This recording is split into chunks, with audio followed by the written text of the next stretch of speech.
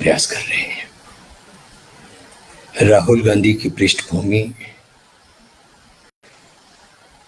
दुनिया में किसी से छुपी नहीं है। कैसी पृष्ठभूमि से राहुल गांधी आते हैं। उनके पूर्वजों ने देश की आज़ादी के लिए क्या बलिदान दिया। उसके बाद इंदिरा जी, राजीव जी दोनों ने अपने देश की आन बान शान और अखंडता के लिए प्राण न्यौछावर किए और उसी नक्शे कदम पर चलते हुए राहुल गांधी देश और देशवासियों की जो मसले हैं उनको पूरी ताकत के साथ, पूरी ईमानदारी के साथ, बिना किसी पद की लालसा के, बिना किसी लोभ के, बिना किसी लालच के उठाने का काम कर रहे हैं। चाइना और भारत का जहाँ तक प्रश्न है, निश्चित तौर पर राहुल गांधी ने इसको लेके सवाल किए है और ये सवाल शायद माननीय न्यायाधीश के संज्ञान में नहीं होगा, जैसा कि उन्होंने अपनी टिप्पणी में कहा कि संसद में क्यों नहीं उठाते। राहुल गांधी ने इस मुद्दे के ऊपर संसद के अंदर भी ठोक बजाकर भारत की सरकार से सवाल पूछा था। भारतीय जनता पार्टी के ही एक सांसद जो अरुणाचल से आते हैं,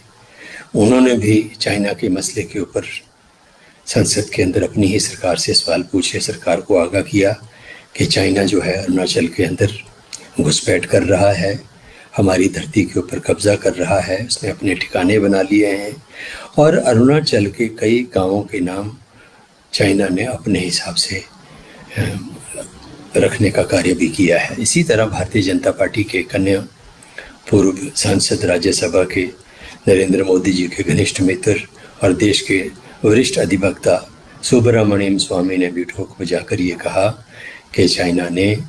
हिंदुस्तान की 4600 स्क्वायर किलोमीटर भूमि जो है उसके ऊपर कब्जा कर लिया है। इसी के साथ गलवान घाटी में हमारे देश के 22 नौजवान शहीद हुए, सैनिक शहीद हुए और दोनों देशों के बीच, चाइना और भारत के बीच एक ट्रीटी है जिसके तहत जो सीमा में सुरक्षा पे सैनिक लगे होते हैं दोनों देशों के, उनके पास हथियार नहीं होते, हथियार से ताल्लुक़ है, उनके पास गन नहीं होती,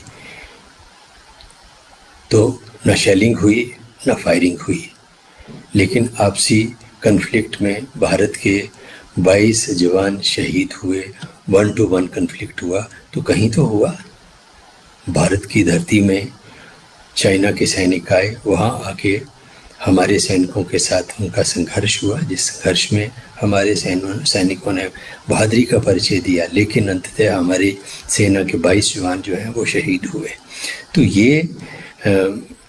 ऐसे मुद्दों के ऊपर प्रश्न करना, सवाल उठाना, सरकार को आगाह करना, देश को आगाह करना, सावधान करना, देश हित को ध्यान में रखते हुए कि चाइना जो है भारत की धरती के अंदर घुसकर उसके ऊपर कब्जा करने का काम कर रहा है और भारत सरकार जो है वो सोई हुई है। देश के प्रधानमंत्री जो चाइना के राष्ट्रपति के साथ झूला झूल रहे हैं, हमारे जो एम्बेसडर हैं वो केक काट रहे हैं वहाँ के अधिकारियों के साथ। तो ये इन मसलों को उठाना ये कैसे साबित करता है कि कोई व्यक्ति देश प्रेमी नहीं है, और वो भी राहुल गांधी के